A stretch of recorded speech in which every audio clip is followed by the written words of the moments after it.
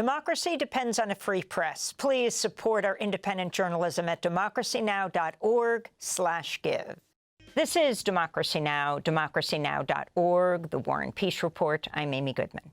The United Nations has released a report that Israel carried out genocidal acts by systematically attacking and destroying sexual and reproductive health care facilities in Gaza, including a fertility center, maternity wards, maternity hospitals, and preventing access to necessary medicines and equipment to ensure safe pregnancies, deliveries, and neonatal care.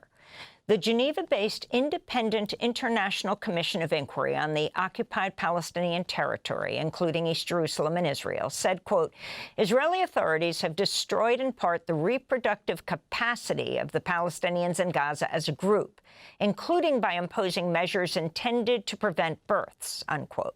The report describes Israel's shelling of the Al-Basma IVF Center in Gaza City in December 2023 that destroyed 4,000 embryos as intentional and, quote, a measure intended to prevent births among Palestinians in Gaza, which is a genocidal act under the Rome Statute and the Genocide Convention, unquote.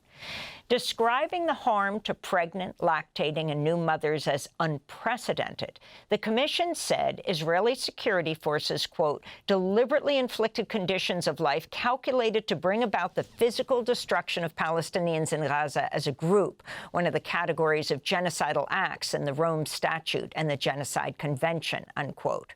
The UN report also accuses Israel's security forces of using forced public stripping and sexual assault as part of their standard operating procedures to punish Palestinians since the beginning of the war. Israel's permanent mission to the UN in Geneva rejected the allegations in the report as unfounded and biased.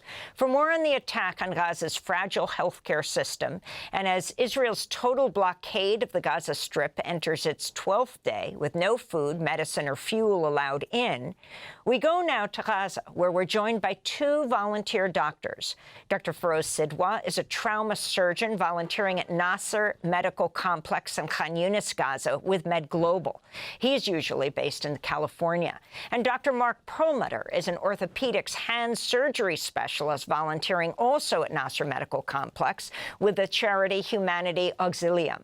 Last year, they both volunteered at the European Hospital in Khan Yunis during Israel's active assault on Gaza. We welcome you both to Democracy Now! Dr. Feroze Sidhwa, let's begin with you. You've just heard this breaking news of the UN report calling Israel guilty of genocidal acts, particularly targeting maternity hospitals, the IVF clinic, and overall the healthcare system in Gaza. If you can respond to coming back to Gaza now, how you found the hospital and your response to what they've found. Yes, the hospital in Gaza is, we're at Nasser Medical Complex on the western side of Khan Yunis, and it's certainly better than when we were at European Hospital last year. The whole hospital isn't full of refugees and displaced people, so there's the hospital can actually function. But this hospital was actually attacked in February and March of last year. The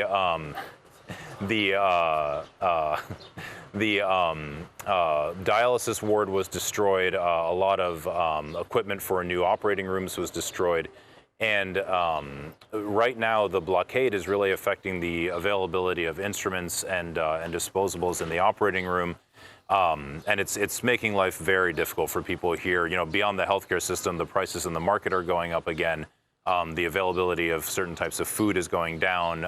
Meat and other proteins are very hard to come by now.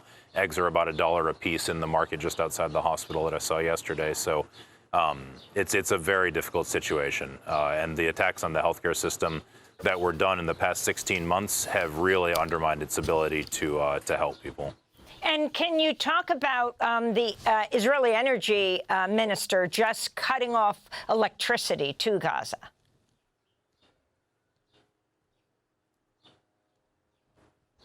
It hasn't been an obvious problem in the hospital because we have a generator, but the electricity is now clicking on and off, I don't know, 3 times a day, 4 times a day, whereas before it was not doing that. So yeah, no, it's cutting off electricity to a whole population captive in an open air prison is going to have It looks like we just lost the video to Gaza, to Khan Yunis. It's remarkable that we're even able to make that connection. We just reconnected with Gaza. We'll see how long we can keep them on, to return to our conversation with two American doctors who are volunteering at hospitals in Khan Yunis. This is now the 12th day since Israel's completely blockaded the Strip, cutting off all food, medicine, and fuel. Dr. Feroze Sidhwa and Dr. Mark Perlmutter, welcome back to Democracy Now! Dr. Perlmutter, we last spoke to you in North Carolina after you had returned from Gaza. You are back. Can you talk about what's happening, and particularly about the medical staff, the doctors, the nurses, the staff, those, for example, who have been arrested by Israel, even one, I understand, who you've talked to, who was recently released? Right. I have a colleague, an orthopedic surgeon, specializes in pediatric orthopedics, who was abducted from the hospital, from the operating room in February of 2024. He was just released. When he was arrested, he was strip searched, marched naked in front of his colleagues, beaten on a daily basis in an Israeli prison. Beaten more intensely when he asked to speak to a lawyer, and even more intensely after he spoke to his lawyer. He had his fingers broken in his hand. He had, while handcuffs on, guards step on the handcuffs to torque them into the nerves of his hand, ruining the nerves in his operative hands. And if the physical daily beatings and the loss of his hand function wasn't enough, the psychological torture, which is their specialty, according to almost everybody who's been released, and there's still approximately 350 healthcare workers in Israeli prisons, all without charges. The psychological torture is immense. They showed him photographs, surveillance photographs of his wife, and said, we will bring her here and gang rape her in front of you if you don't admit that you're Hamas, which is what their request was when they were breaking individual finger bones. And then they showed him a GPS photo of his house and said that they would send a drone through his bedroom window, killing his wife and kids if he did admit that he was Hamas. So the physical and mental torture, which is supported by many healthcare workers that were released and is still obviously going on in Israeli prisons, presents a tremendous weight on the healthcare system here. Dr. Mark Perlmutter, you are Jewish American. You are urging him, this orthopedic surgeon, to sue American, Israeli, American IDF soldiers in a civil suit, making them personally, financially responsible for what has taken place. Again, you are also currently president of the World Surgical Foundation, immediate past president of the International College of Surgeons. A civil lawsuit?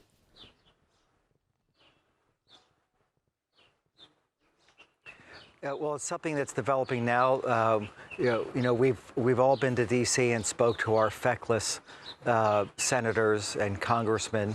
We find them, I personally find them to be spineless, and along with our past two presidents, directly responsible for the carnage that we've witnessed here.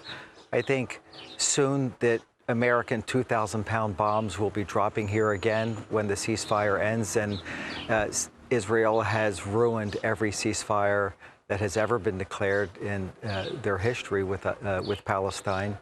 And I think that when that carnage restarts decades from now, history will remember, especially our past two presidents and our current spineless Senate and Congress, as the murderers that they truly are, by not having the guts to stand up to Israel.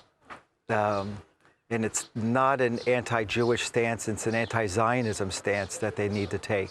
And every time somebody protests in favor of a Palestinian, just like this story that you just broadcast, it's interpreted as an anti-Semitic stance and not an anti-Zionism stance. And the two are completely different. In fact, Zionism is the major cause for the destruction of Judaism. Dr. Sidhwa, you're meeting with the UN Secretary General and demanding to know or pushing for information on where Dr. Abu Safia is, the head of the Kamal Adwan Pediatric Hospital. Yes, Dr. Abu Safia was taken after Kamal Adwan had been laid siege to for 80 or 90 days. The entire hospital has been completely destroyed at this point. And yeah, he's just a pediatrician, nothing special about him. He was actually taken by the Israelis earlier in the war and let go precisely because he's not a threat to anybody. But then they decided to arrest him again, decided to torment him as well, just like they have with so many others. And but yes, we were able to meet with Antonio Gutierrez, the Secretary General of the UN, as well as Tom Fletcher, the Undersecretary General for OCHA. Secretary General Gutierrez was very interested in the case. He asked Mr. Fletcher to look into it, which he did. Mr. Fletcher raised the issue with the Israelis, met with Dr. Abu Safia's family, quite publicly, actually. And still no word on Dr. Abu Safia's release date. The Israelis keep pushing back his court dates and things like that. But we're very much hoping that he will be released soon. This territory needs every doctor, every nurse that it can possibly muster. It's true that the bombs have stopped falling and most of the shooting has stopped. The Israelis are still killing about half a dozen people a day. But the bombing has, thank God, stopped for the most part. But everyone here is still homeless. Everyone here is still hungry. Everyone here is still thirsty. And as you mentioned at the beginning of the hour, the Israelis have cut off all entry and exit to Gaza again. You've got 1.8, 1.9, 2 million people locked in a cage, and they can't access anything from the outside world. They can't survive like this. People are turning on each other here. Palestinian society is very communal and very, there's a lot of solidarity in it, but there's limits to everything. Just last night, we actually had a mass shooting between two different families over who knows, but people are just at their breaking point with the necessities of life just being unavailable, not for a week or a month or a year, but for 16 months now. It has to end, and what the United States is doing about this is just shameful. It's backing Israel all the way. It's got to stop. It's got to stop. And the complete cutting off of aid now into Gaza, which has been condemned by humanitarian groups around the world, Dr. Sidhwa?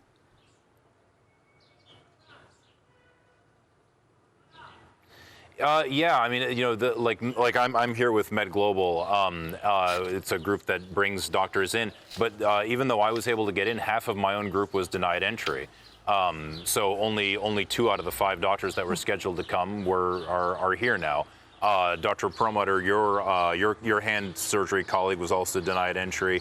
You know, what is being allowed in and not being allowed in, who is being allowed in and not allowed in. It just seems to be completely random and arbitrary. And it's wreaking havoc on the whole society. I mean, again, the whole people can't survive with nothing. That's not how human life works. And if the United States needs to stop backing this insane isolation of 2 million people, half of whom are children, most of whom are refugees. They didn't do anything to anybody. Just stop treating them this way. I want to thank you both for being with us, Dr. Feroze Sidhwa and Dr. Mark Perlmutter, both U.S.-based surgeons back in Gaza to volunteer. They're currently volunteering at the Nasser Medical Complex in Khan Yunis. To see Dr. Sidhwa's op-ed in the New York Times, we'll link to it at democracynow.org. Democracy Now! Is funded by viewers like you. Please give today at democracynow.org/give.